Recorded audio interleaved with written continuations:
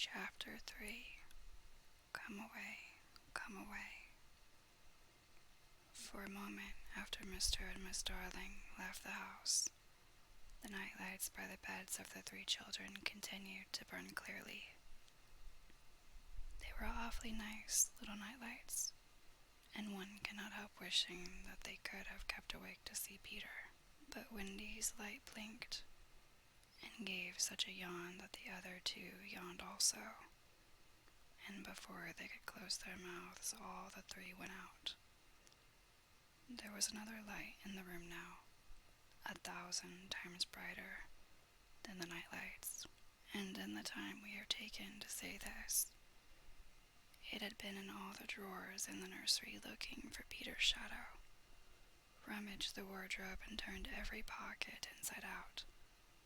It was not really a light. It made this light by flashing about so quickly, but when it came to rest for a second, you saw it was a fairy, no longer than your hand, but still growing. It was a girl called Tinker Bell, exquisitely gowned in a skeleton leaf, cut low and square, through which her figure could be seen to the best advantage. A moment after the fairy's entrance, the window was blown open by the breathing of the little stars, and Peter dropped in. He had carried Tinker Bell part of the way, and his hand was still messy with the fairy dust. Tinker Bell, he called softly, after making sure that the children were asleep. Tink, where are you? She was in a jug, for the moment, and liking it extremely. She had never been in a jug before. Oh, do come out of that jug and tell me, do you know where they put my shadow? The loveliest tinkle as of golden bells answered him. It is the fairy language. You ordinary children could never hear it. But if you were to hear it, you would know that you had heard it once before. Tink said that the shadow was in the big box. She meant the chest of drawers, and Peter jumped at the drawers, scattering their contents to the floor with both hands, as kings toss pence to the crowd. In a moment he had recovered his shadow, and in his delight he forgot he had shut Tinker Bell up in the drawer. If he thought at all, but I don't believe he ever thought, it was that he and his shadow, when brought near each other, would join like drops of water. And when they did not, he was appalled. He tried to stick it on with soap from the bathroom, but that also failed. A shudder passed through Peter, and he sat on the floor and cried. His sobs woke Wendy, and she sat up in bed. She was not alarmed to see a stranger crying on the nursery floor. She was only pleasantly interested. Boy, she said courteously, why are you crying? Peter could be exceeding polite also, having learned the grand manner at fairy ceremonies, and he rose and bowed to her beautifully. She was much pleased and bowed beautifully to him from the bed. What's your name? He asked. Wendy Moira Angela Darling, she replied with some satisfaction. What is your name? Peter Pan. She was already sure that he must be Peter, but it did seem a comparatively short name. Is that all? Yes, he said rather sharply. He felt for the first time that it was a shortish name. I'm so sorry, said Wendy, Moira Angela. It doesn't matter, Peter gulped. She asked where he lived. Second to the right, said Peter, and then straight on till morning. What a funny address. Peter had a sinking. For the first time he felt that perhaps it was a funny address. No, it isn't, he said.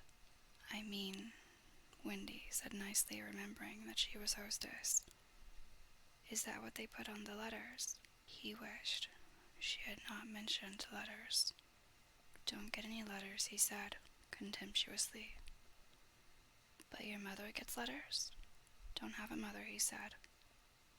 Not only had he no mother, but he had not the slightest desire to have one. He thought them very overrated persons. Wendy, however, felt at once that she was in the presence of a tragedy. "Oh, Peter, no wonder you were crying," she said, and got out of bed and ran to him. "I wasn't crying about mothers," he said rather indignantly. "I was crying because I can't get my shadow to stick on. Besides, I wasn't crying." "It has come off?" "Yes." Then Wendy saw the shadow on the floor looking so draggled, and she was frightfully sorry for Peter. "How awful," she said, but she could not help smiling when she saw that he had been trying to stick it on with soap. How exactly like a boy. Fortunately, she knew at once what to do. "It must be sewn on," she said, just a little patronizingly. "What's sewn?" he asked. "You're dreadfully ignorant." "No, I'm not." But she was exulting in his ignorance. "I shall sew it on for you, my little man," she said, though he was as tall as herself. And she got out her housewife and sewed the shadow onto Peter's foot. "I dare say it will hurt a little," she warned him. "Oh, I shan't cry," said Peter, who was already of the opinion that he had never cried in his life. And he clenched his teeth and did not cry, and soon his shadow was behaving properly, though still a little creased. "Perhaps I should have ironed it," Wendy said thoughtfully. But Peter, boy-like, was indifferent to appearances, and he was now jumping about in the wildest glee. Alas, he had already forgotten that he owed his bliss to Wendy. He thought he had attached the shadow himself. "How clever I am," he crowed rapturously. "Oh, the cleverness of me." It is humiliating to have to confess that this conceit of Peter was one of his most fascinating qualities. To put it with brutal frankness, there was never a more conceited boy. But for the moment Wendy was shocked.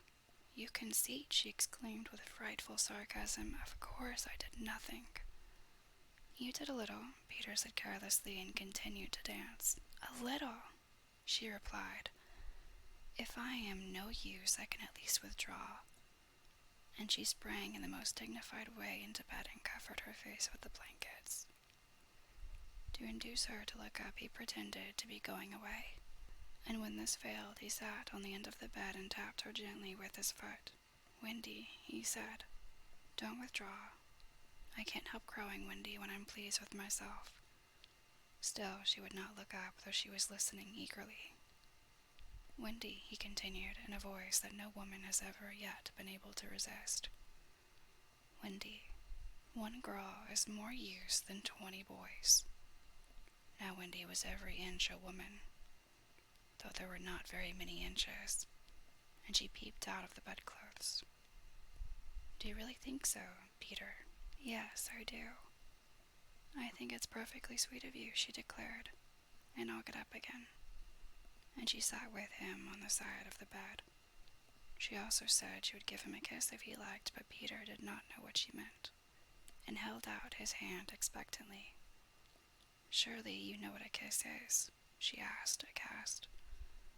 "I shall know when you give it to me," he replied stiffly, and not to hurt his feeling, she gave him a thimble. "Now," said he, "shall I give you a kiss?" And she replied with a slight primness, "If you please." She made herself rather cheap by inclining her face toward him, but he merely dropped an acorn button into her hand. So she slowly returned her face to where it had been before, and said nicely that she would wear his kiss on the chain around her neck. It was lucky that she did put it on that chain, for it was afterwards to save her life. When people in our set are introduced, it is customary for them to ask each other's age, and so Wendy, who always liked to do the correct thing, asked Peter how old he was. It was not really a happy question to ask him. It was like an examination paper that asks grammar, when what you want to be asked is Kings of England. "I don't know," he replied uneasily, "but I'm quite young." He really knew nothing about it. He had merely suspicions. But he said, at a venture, Wendy. I ran away the day I was born. Wendy was quite surprised but interested, and she indicated in the charming drawing-room manner by a touch on her nightgown that he could sit nearer her. It was because I heard father and mother, he explained in a low voice, talking about what I was to be when I became a man. He was extraordinarily agitated now. I don't want ever to be a man, he said with passion. I want always to be a little boy and to have fun.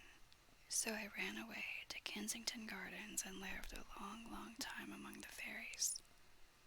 She gave him a look of the most intense admiration, and he thought it was because he had run away, but it was really because he knew fairies. Wendy had lived such a home life that to know fairies struck her as quite delightful. She poured out questions about them to his surprise, for they were rather a nuisance to him, getting in his way and so on, and indeed he sometimes had to give them a hiding. Still, he liked them on the whole, and he told her about the beginning of fairies.